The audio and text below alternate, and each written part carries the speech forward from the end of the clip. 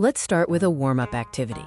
Study the diagram showing various animal tracks. Think about how many animals were here, what kind they were, and what they were doing. Also consider if they were here at the same time. Write down your best guess about what happened at this scene.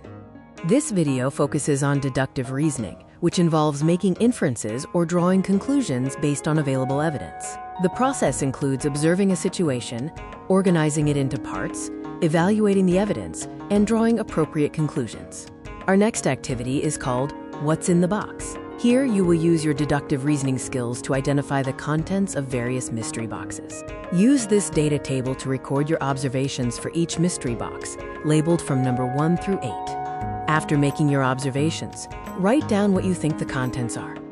Finally, consider these post-lab questions. Which sense helped you the most in determining the box contents, and why? How many correct determinations did you make? Think about how a closed cardboard box might represent a mummy or unearthed coffin.